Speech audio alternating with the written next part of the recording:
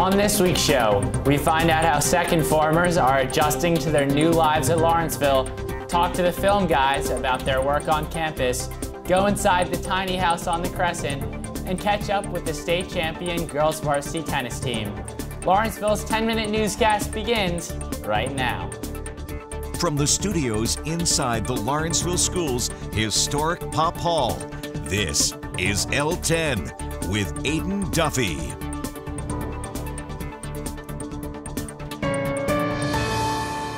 Hello and welcome to this week's show. On Thursday, Lawrenceville welcomed artist, spoken word performer, and filmmaker Kip Fulbeck to campus. Fulbeck, a professor at the University of California, Santa Barbara, and author of 6 books, gave us a presentation about multiracial awareness. Ethnicity. White. Asian. Please check only one box. Okay, I got a big check mark next to the 2. Do not mark outside the designated areas. Ethnicity. Multiracial. Do not invent your own box. Alterations to the school's visitation policy were implemented this week. The adjusted rules, created with input from students and student council, align with the school's model of allowing students more responsibility as they progress from 2nd to 5th form. Continuing their undefeated run, the boys varsity cross country team won the New Balance Shore Coaches Invitational in Homedale, New Jersey on October 6th. Averaging 17:38 over the 3.1-mile course, Big Red blew past the competition on the challenging trail. At the end of August, the Lawrenceville community welcomed its newest members. Correspondent Carolyn Bednar checks in with the second form and finds out how the class of 2022 is making Lawrenceville its home. So what's been one of the most challenging things about adapting to life at Lawrenceville? Organizing your own schedule and motivating yourself to work every day. Yeah, I'd say just being away from your parents and still, staying on top of stuff and staying organized. Just living in the same house with these guys, it's kind of hard knowing everybody. Probably just adjusting my time management skills. I think the most challenging thing is balancing interscholastic sports and homework and everything. So what's one of the most exciting things about being a second former?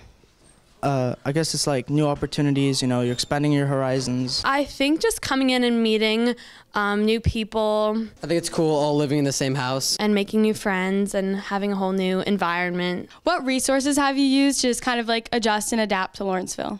I think definitely the prefects are a great resource because they've been here for a while. Going to consult and meeting with teachers so I can learn about things that I might be having trouble with. All the teachers are so supportive and everything.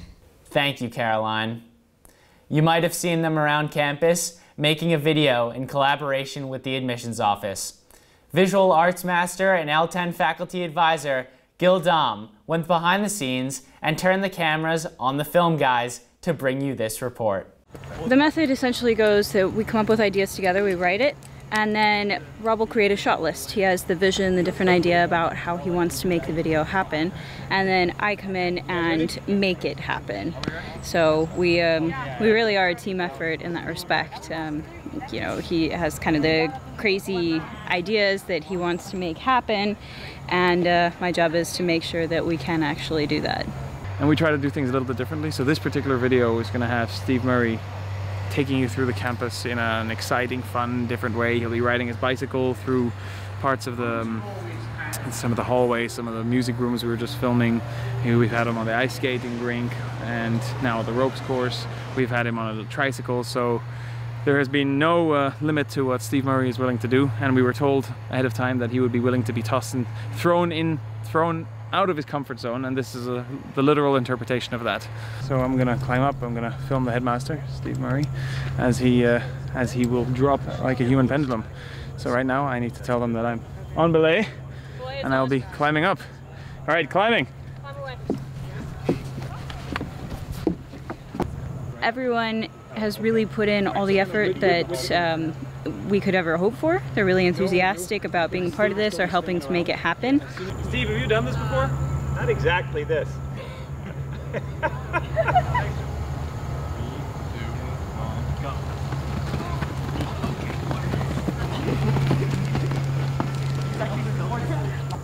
Take a shot and Steve, whenever you're ready. And you'll discover various different kinds of learning. Yes! The hypothesis is correct! Gravity works! That was great. Oh my god! To be honest, like it's always really interesting seeing these puzzles come together because, you know, we have a script and we're watching it unfold. And right now it's pretty easy to sort of lose sight of it. You know, the weather hasn't been on our side, but we're assembling all the pieces and we have a very willing and able headmaster. We're just trying to show all the different kind of things that Lawrenceville has. Excuse me. I am currently setting up the camera to get the upwards facing angle. I am ready when you are. Yes! The hypothesis is correct! Gravity works! Did you say the line again? Coming in? Yes! The hypothesis is correct! Gravity works!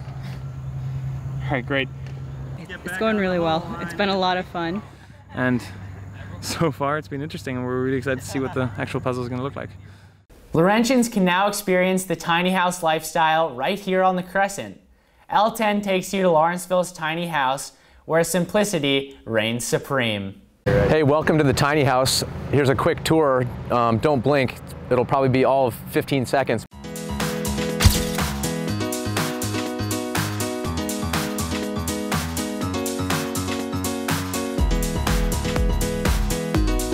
So the exterior is a pretty simple design.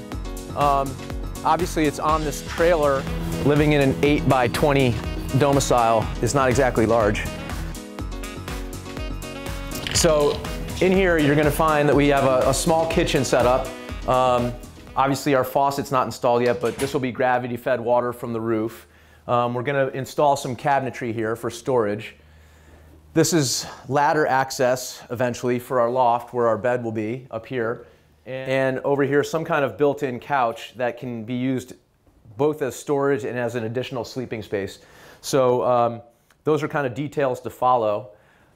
Lastly, as far as interior decor goes, we see a drop-down table here so that it will lie against the wall when not in use, and then when we want to use it, it'll pop up and have a stand and a couple stools so that you can have a meal here or do work or just a place to sit.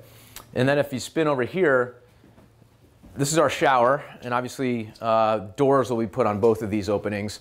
This is a space, again, the shower head will be gravity fed from the roof, so the water won't be heated or temperature controlled, but an easy way to rinse off at school camp.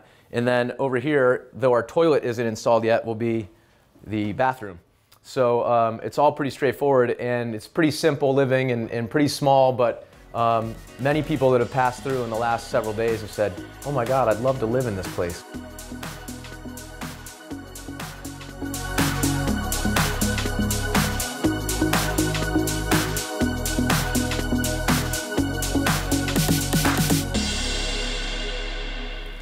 Finally tonight, sports correspondent Kelsey McAlister talks with the Girls Varsity Tennis captains about their winning team dynamic as they prepare for the Mid-Atlantic Prep League's tournament.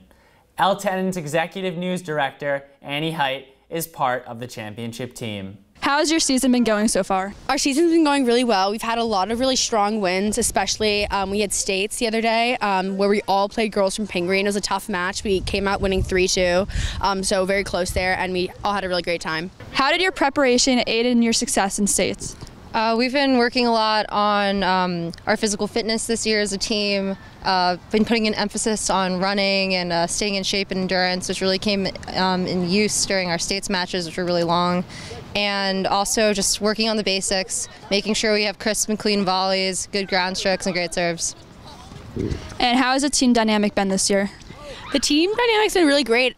We have a lot of freshmen on the team, so it's pretty much a whole new team, and I think that's sort of actually aided to our dynamic because we're all meeting each other for the first time, getting to know each other and growing as a team, and that's really been great and helped us out a lot. Yeah, we also have really good senior leadership. There's 6 seniors on the team, and it's really great to have 4 freshmen and 6 seniors and a few friends in the middle to really make sure the team gels together. What challenges have you guys had to overcome this season? We had a bit of a slow start to the season with a really rainy fall, which wasn't ideal. We got a few matches canceled, and we didn't have a lot of time to practice. So our first match of the season, like full match against Episcopal Academy, was a bit of a slow start. It's our only loss from this season, and I think a huge part of that was the lack of time we had to practice because of the rain. And do you have any important matches coming up? We do. Well, we have our Maples tournament, which is coming up pretty soon, and obviously a Hill match, which should be great, yeah. Thanks, Kelsey. That is our show for this third week in October 2018. From all of us here at L10, thank you for watching, and good night. And congratulations to Big Red Varsity Field Hockey on their win in the semifinals of the MCTA tournament.